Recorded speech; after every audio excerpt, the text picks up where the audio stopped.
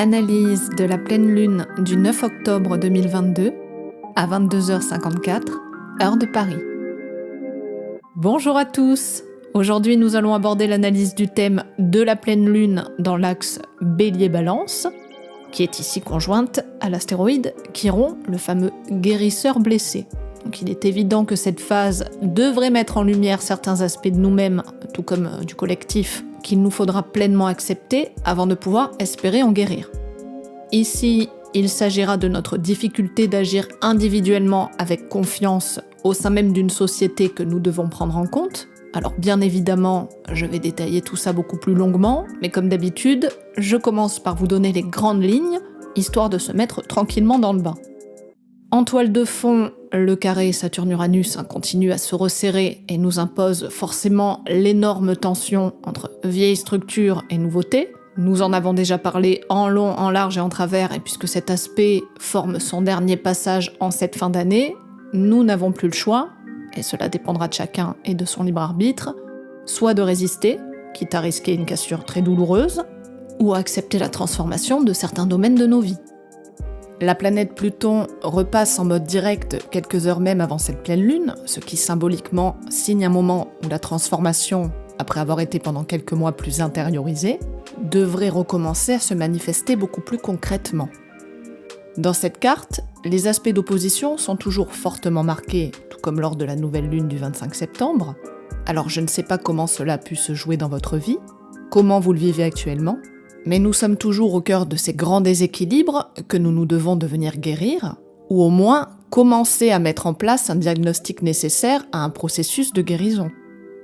Nous pouvons encore ressentir beaucoup de tension et de frustration vis-à-vis de nos modes d'action, donc cela peut nous sembler plus aisé de réagir verbalement en nous opposant ou en cherchant à polémiquer, ce qui n'engendrera rien de plus que davantage d'opposition et d'agressivité de toutes parts. N'oublions pas que nous sommes toujours dans les énergies de la balance qui nous invitent à la collaboration plutôt qu'au rejet, en privilégiant la concorde et la compréhension.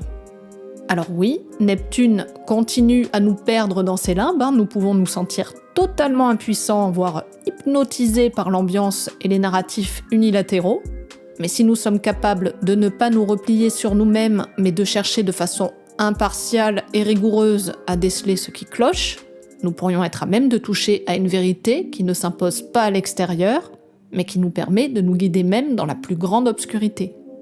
Plus nous chercherons à vouloir jouer au jeu de celui qui a raison ou qui a tort, et plus nous risquons de nous perdre douloureusement dans des conflits larvés. Mais ne perdons pas plus de temps et commençons immédiatement l'analyse.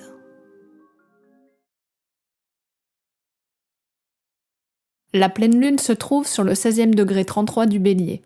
Son degré sabiant nous dit « Deux vieilles filles assises dignement en silence ». La dominante est l'aptitude à changer un manque naturel de vitalité en pondération et en sérénité intérieure. Alors d'entrée de jeu, qu'est-ce que ce degré énigmatique pourrait nous évoquer ? Rudyard nous parle de retraite intérieure. Dans le langage commun, une vieille fille n'est pas vue comme une image positive, puisque celle-ci représente une femme qui n'a pas fait le choix de procréer. Même si nos sociétés ont évolué d'un point de vue des mentalités, perdure cependant cette idée qu'une femme a pour fonction de donner la vie, et il sera toujours perçu comme étrange toutes celles n'ayant pas rempli cette fonction. Notez d'ailleurs qu'on ne pensera jamais la même chose d'un homme, mais c'est un autre problème que nous n'aborderons pas ce jour. Ici, Rudyard utilise l'image de la vieille fille pour souligner cette notion d'intériorisation, qu'elle soit d'ordre organique comme émotionnel. Ici, elles sont deux, comme pour nous évoquer la dualité de ce positionnement et l'effet miroir que celui-ci produit par ailleurs. Certains degrés sabiens sont plus complexes que d'autres, et celui-ci particulièrement ardu. Je ferai donc simple. Si nous nous en tenons au fait que nous nous devons parfois de faire face à certaines contraintes, qu'elles soient provoquées ou subies, la seule chose qui nous reste à faire est de pouvoir la transmuter. La solution la plus simple n'est pas de résister, mais de pouvoir retourner ces freins extérieurs en une intériorisation digne et silencieuse. Alors non pas pour faire le dos rond, mais pour nous permettre de répondre à un processus externe en quelque chose de résolument contraire, nous permettant alors de rétablir un certain équilibre, puisque tout dans ce monde est duel. Ces deux vieilles filles de par leur abnégation, ne se posent pas en victime, mais en conscience sage et digne du rôle qui est le leur. Plus prosaïquement, que pourrait nous évoquer ce degré si nous le plaçons dans le contexte actuel ? Ne serions-nous pas invités durant cette pleine lune à transformer sereinement la vision que nous pouvons avoir de notre propre condition, tout comme plus largement de ce monde agonisant ? Rudyard nous parle d'un manque de vitalité et nous pourrions en effet remarquer qu'en ce moment même, et malgré tout ce qui peut se passer, la grande majorité des gens semblent totalement inertes. J'en entends beaucoup se plaindre, même moi par moments, mais pourquoi attendre ce que nous pourrions par nous-mêmes initier ? Il n'est pas question ici de jeter la pierre à qui que ce soit, car les énergies, tout comme les rétrogradations, ne nous poussent pas à agir, mais à réagir, voire à surréagir. Ce degré nous invite à changer tout ça et à calmer le jeu. S'agiter dans tous les sens ne sert pas forcément à grand-chose si nous n'avons pas pris le temps au préalable de comprendre très profondément nos propres schémas mentaux, tout comme certaines valeurs, certaines croyances vis-à-vis de nous-mêmes. Alors bien sûr que nous aimerions tous que le renouveau arrive soudainement, mais une fois encore, il y a un processus à comprendre avant de pouvoir nous libérer. Dans le signe du Bélier, la Lune est d'énergie Yang et cardinale de feu. Donc tout ceci est très propice pour la rendre extrêmement réactive et pas vraiment apte à l'art du compromis. Résolument indépendante, ces énergies pourraient éveiller chez certains une volonté farouche de satisfaction immédiate, en initiant de façon parfois très brusque des changements pas toujours bien compris des autres. Le Bélier est par essence un initiateur. Un leader souvent solitaire, car la négociation n'est pas du tout son fort. C'est l'action directe qui l'intéresse. En faisant les choses à sa manière, quitte à ne pas aller jusqu'au bout, et c'est là même qu'il devra accepter de trouver d'autres personnes qui pourront, comme qui dirait, prendre la suite. C'est vraiment sur ce point que nous nous devrons de réfléchir très précautionneusement à ce moment-là. Ne nous laissons pas la facilité de changer pour changer, car souvent dans ce cas de figure, les changements ne tiennent pas, et ne sont pas plus solides qu'un tas de fagots. Nous pouvons bien évidemment nous laisser porter par un désir de renouveau, des intuitions soudaines, mais avant de nous lancer dans de grands chambardements, nous pourrions prendre le temps nécessaire de réfléchir aux différents impacts que ceux-ci produiraient sur l'extérieur. Et c'est bien ici que la balance intervient pour nous aider à équilibrer ces deux pôles. Nous baignons actuellement dans une période très complexe qui nous pousse à nous positionner très habilement en tant que guerrier pacificateur. Si l'on choisit l'un des deux termes en rejetant l'autre, nous risquerions de très mal le vivre. Il n'y a pas de paix sans la guerre, et vice-versa. Donc tout ceci est duel, et nous nous devons de l'accepter comme nos deux vieilles filles silencieuses.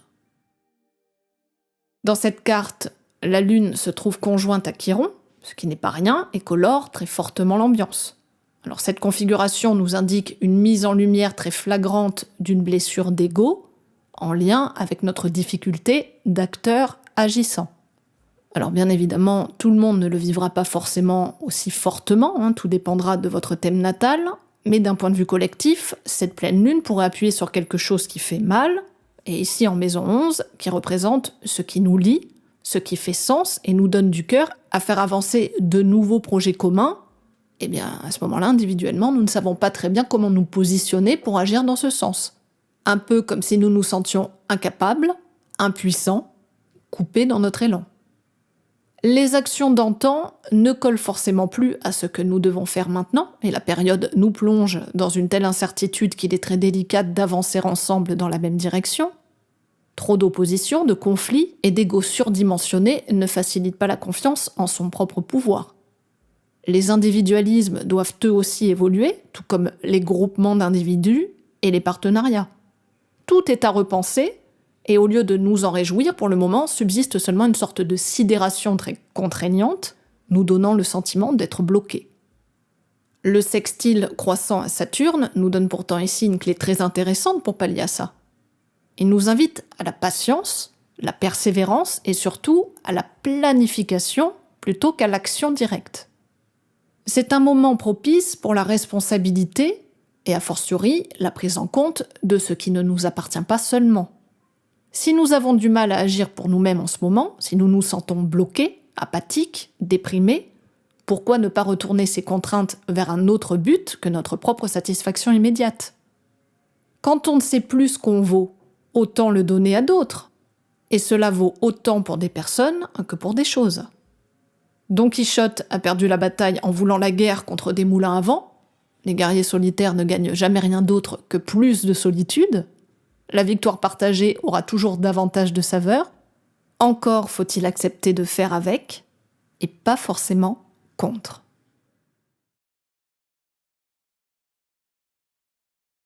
Le Soleil se trouve donc par opposition sur le 17e degré de la Balance.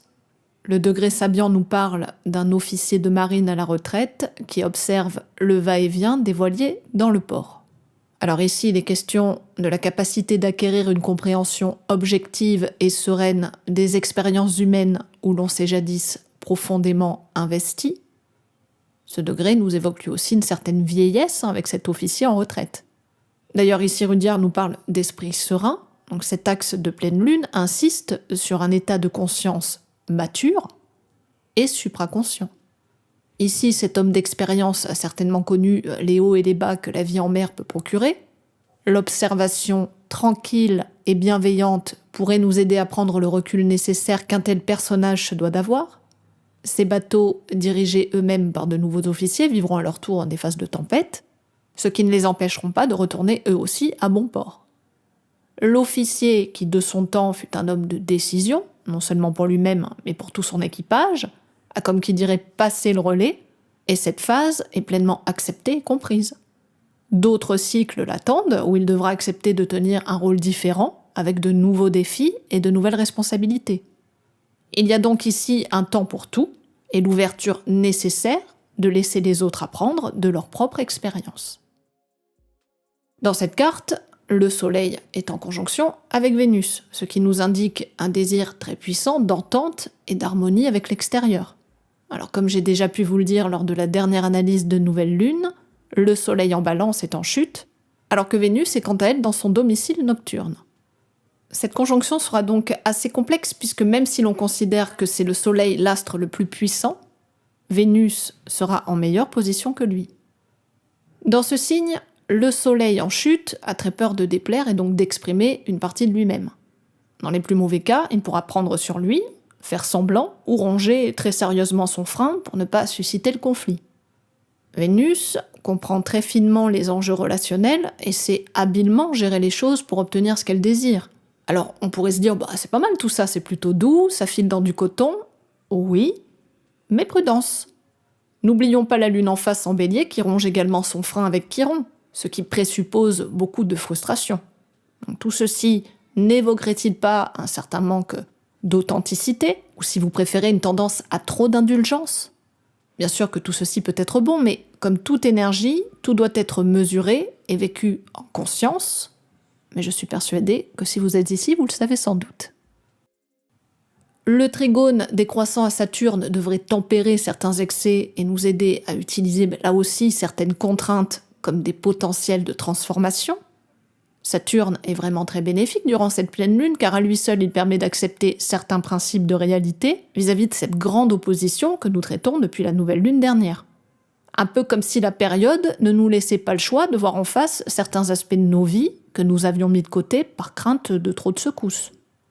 Maintenant que nous avons les pieds dedans, il n'est plus question de regarder en l'air mais d'accepter les choses le plus sereinement possible et d'utiliser notre sagesse, notre expérience, nos compétences, pour non pas faire avec, mais faire ensemble, autrement. Mercure, qui est redevenu direct depuis le 2 octobre dans le signe de la Vierge, se trouve sur le 28e degré 41 qui nous dit « En quête d'un savoir caché, un chercheur trouve la lumière dans un vieux parchemin. » Ici, après une période de crise, chacun devrait chercher à accorder le renouveau de sa conscience à la révélation primordiale de la vérité de l'homme. On peut dire que pour cette lunaison, on est sacrément servi niveau complexité, mais n'est-ce pas la période qui veut ça? Succinctement, ce degré nous évoque le passage obligatoire post-crise ou post-révolution, qui nous invite, avant de repartir sur de nouvelles bases, à comprendre très précisément le ou les mécanismes ayant mené à cela. Notre humanité en a connu déjà pas mal, mais souvent nous avons tendance à reproduire quelque chose qui, tôt ou tard, nous ramène vers la même fin. Alors que ce soit dans notre vie collective ou plus personnelle, nous pouvons remarquer certaines boucles qui nous donnent souvent une impression de fatalité. Ne serait-ce pas justement parce que nous n'avons pas pris le temps de comprendre avec beaucoup de rigueur les rouages cachés de notre psyché. Ce degré sabiant nous demande une fois de plus à prendre le temps avant de franchir l'autre rive. Et c'est peut-être pour cela que beaucoup d'entre nous se sentent aussi confus et si peu confiants. Toute action mérite un processus profond de compréhension en amont, auquel cas nous nous exposons seulement à la répétition de ce que nous n'aurions toujours pas compris. Ici, la planète est toujours en opposition avec Jupiter et Neptune, ce qui ne facilite pas vraiment ce que nous venons de voir. Alors peut-être que nous serions déjà à même de comprendre certains rouages de tromperie ou de manipulation. Collectivement, nous pouvons observer à quel point de plus en plus de gens commencent à ouvrir les yeux sur certains sujets, sur certains narratifs, quand d'autres ne prennent plus vraiment de gants pour faire passer leur message. Mercure en Vierge est très doué pour chercher la petite bête, et d'autant plus qu'il est reparti en mode direct. Donc celui-ci peut enfin exprimer très ouvertement tout ce qu'il a pu déceler durant sa phase de rétrogradation. Ce moment est très bénéfique pour exposer certaines vérités, à condition bien sûr que celles-ci soient étayées et tirées de sources fiables. Cette opposition nous montre bien qu'il ne sera pas aisé de le faire, car nous baignerons toujours dans un tel maelstrom que nous devrons, pour faire la différence, nous appuyer sur des choses très concrètes. Il n'est pas question d'opposer certaines vérités intérieures, certaines intuitions à des faits implacables. C'est un sujet quasi philosophique, si l'on se penche à répondre à la question du « qu'est-ce que la vérité ?». Certaines sont bonnes uniquement pour soi-même, quand d'autres le sont davantage pour un ensemble. Mais là encore, si nous souhaitons ne pas répéter les mêmes erreurs, nous devons de trouver ce juste équilibre et surtout s'abstenir de prêcher ce qu'on a pu nous dire sans s'être soi-même abreuvé à la source. N'est pas prophète qui veut, et comme le dit l'adage, encore moins en son pays. Je le mentionne car ici Mercure est en maison 4, la maison du peuple, et plus symboliquement du cœur même de l'esprit de la nation. Neptune et Jupiter se trouvent en maison 10, la maison de nos dirigeants et a fortiori de l'exécutif. L'incompréhension générale entre ces deux pôles continue à augmenter et les dialogues de sourds le seront tout autant. Cependant, au vu de la configuration, c'est la maison 10 qui risque davantage de prêcher dans la confusion et avec un certain paternalisme. Plus nous serons capables de réclamer des faits concrets, actés, et plus nous pourrons dissiper les tensions. Même si le carré avec Mars se relâche, nous pouvons toujours le prendre en compte durant cette pleine lune. Celui-ci agissait depuis la fin septembre. Alors cet aspect provoque forcément beaucoup d'hostilité dans les communications, un manque flagrant de contrôle de soi, et forcément certaines décisions peuvent être prises trop rapidement, ce qui n'engendre jamais rien de bon. Je ne vais pas m'attarder dessus, nous voyons bien tout autour de nous que beaucoup sont à fleur de peau, et il est bien difficile de s'écouter dans un tel climat. Le trigone décroissant à Pluton pourrait aider à comprendre avec beaucoup plus de finesse, à percevoir au-delà du masque, à investiguer très profondément les gens et les choses. Bref, si nous l'utilisons ainsi, cet aspect sera très bénéfique à la compréhension de certaines vérités cachées. C'est un aspect qui favorise également la persuasion. Alors si vous parvenez à trouver la bonne attitude, c'est-à-dire ni trop confuse, ni trop agressive, ni trop critique, mais que vous vous montrez pragmatique, exigeant et loquace, les échanges pourraient faire des merveilles et permettre la résolution de certaines grosses problématiques.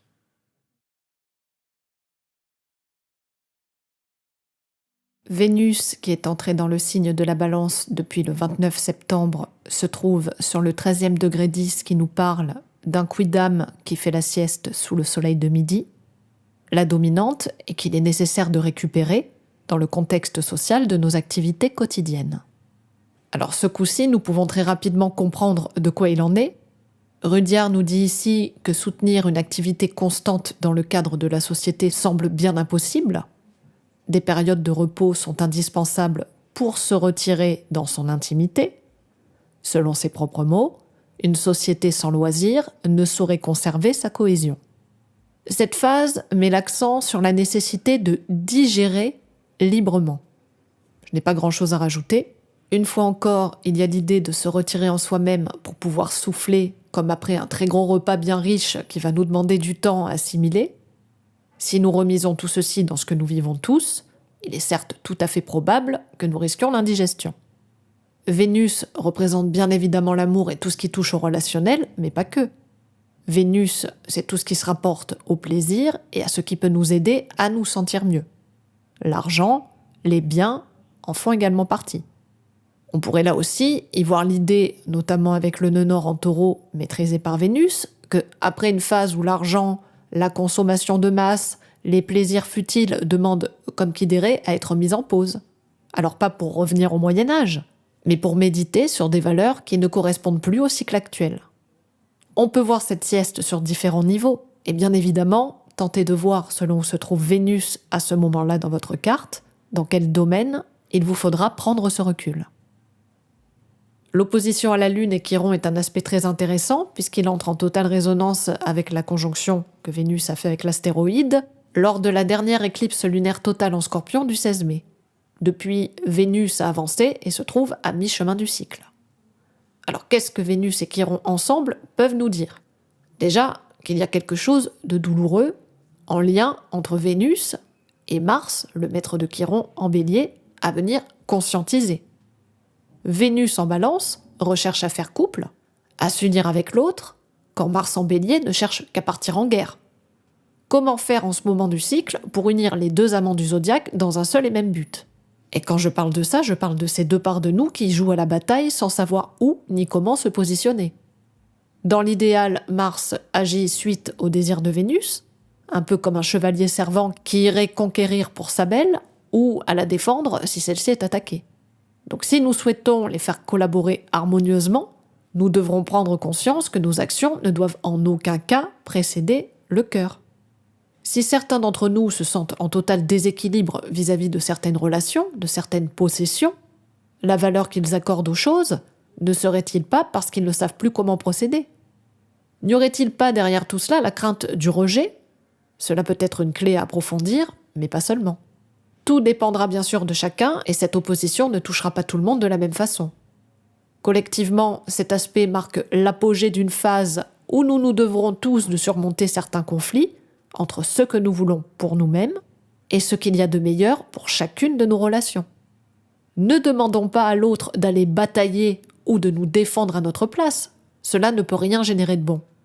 Acceptons d'incarner ces deux pendants de la même pièce en réapprenant à nous estimer, à nous faire confiance, et bien évidemment en acceptant de notre capacité d'amour qu'elle le soit autant pour les autres que pour nous-mêmes.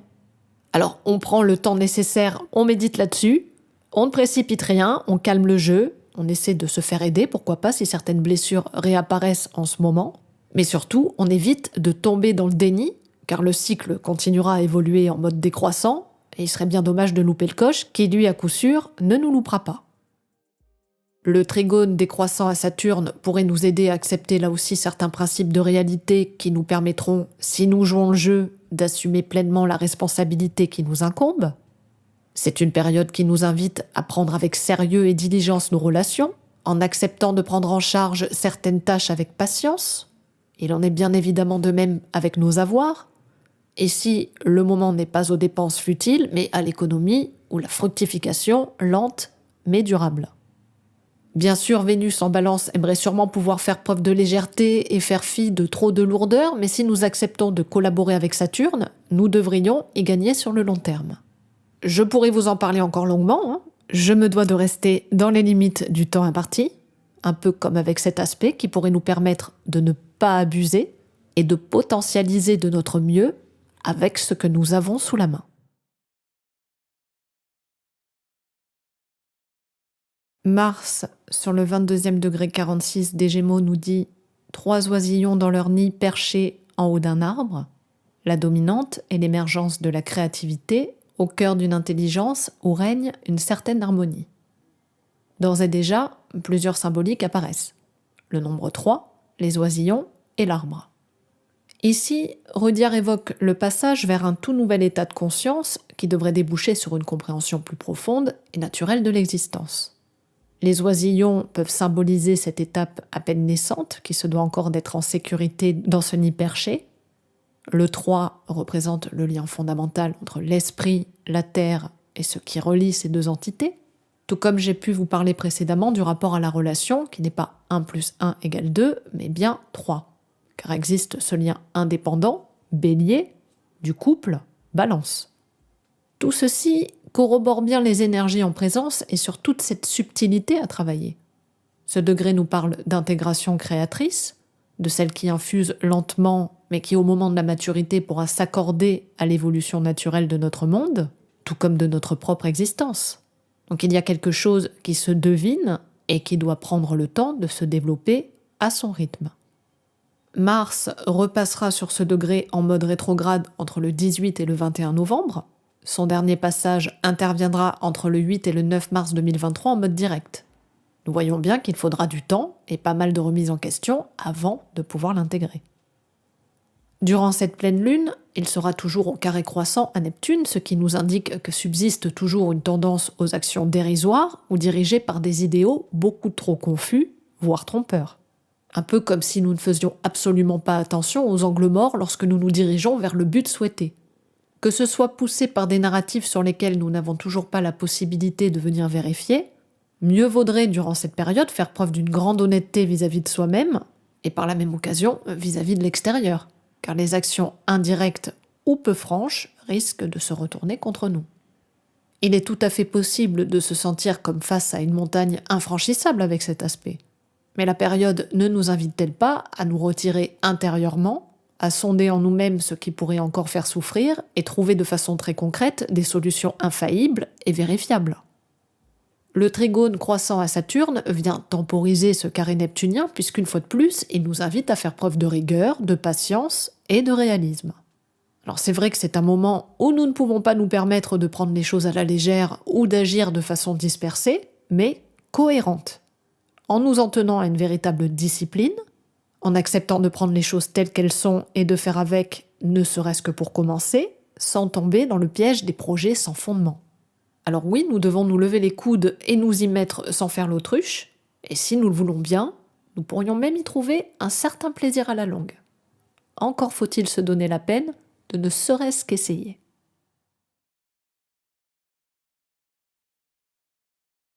Si l'on additionne tous les chiffres à la date de cette pleine lune, nous avons le nombre 16 réduit au 7, relié à la lame de la maison Dieu dans le tarot de Marseille. Dans cette pleine lune, le 7 fait une énième fois référence à cette idée de conscience spirituelle vécue dans une solitude nécessaire. Comme nous en avons parlé maintes et maintes fois précédemment, je n'insisterai pas davantage, mais c'est toujours très étonnant de remarquer à quel point l'astrologie, tout comme la numérologie, et nous le verrons par la suite, la tarologie, se répondent à l'unisson et nous permettent de nous rendre compte que tout est dans tout. Le 7 peut représenter cette quête de vérité. Et vous savez très bien que quand on a du mal à la comprendre à l'extérieur, c'est à l'intérieur de nous que nous pourrons aller la chercher. Ce chiffre peut bien avoir du mal avec la dualité, et cela tombe encore très bien puisqu'en ce moment nous baignons en plein dedans. Comme il n'y a rien à rejeter, la solution serait de l'accepter. Pourquoi choisirions-nous le jour plutôt que la nuit, puisque nous sommes entrés dans cette ère équinoxiale qui, de base, lors de son entrée, insiste sur son équilibre parfait? Ce passage peut être pénible, voire extrêmement douloureux pour certains, car il nous pousse à faire face à nos propres dualités et par là même nos propres déséquilibres. Ce n'est pas en bataillant que nous serons en mesure de les guérir, mais en faisant la paix avec eux. Et pour tout acte de pacification sur le long terme, il faut déjà passer par une acceptation totale et la volonté de collaboration. La maison Dieu pourrait évoquer certains bouleversements libérateurs, donc au vu de la carte, je préfère m'attarder sur l'aspect bénéfique des choses. On ne peut pas omettre, surtout en ces temps de crise, qu'un événement pourrait éclater, mais je n'aime pas jouer à la diseuse de bonne aventure et je préfère m'en tenir aux faits. Nous pouvons nous sentir secoués, c'est vrai, comme délogés de nos certitudes, de nos anciennes valeurs, de nos vieilles sécurités, c'est un fait. Mais cette carte est elle aussi très ambivalente, très duelle. Comment déciderons-nous de l'appréhender ? Cela dépendra seulement de votre façon de voir les choses. Et nous voilà arrivés au bout de cette analyse qui, je l'espère, vous permettra de jouer à votre avantage avec toutes ces énergies. Car oui, nous avons souvent tendance à l'oublier, mais la vie, aussi challengeante et complexe qu'elle soit, peut se vivre comme telle. Encore nous suffit-il d'en comprendre les règles pour en tirer son épingle. Pour ceux qui souhaitent une consultation, je vous invite à faire un tour sur mon site. N'hésitez pas à me partager vos retours, vos réflexions, vos ressentis. Ça me permet toujours de voir que je m'adresse à plus qu'un écran, et puis c'est toujours très agréable de vous lire. Permettez-moi de vous souhaiter une pleine lune lumineuse. Et je vous dis à très bientôt pour de nouvelles aventures astrologiques.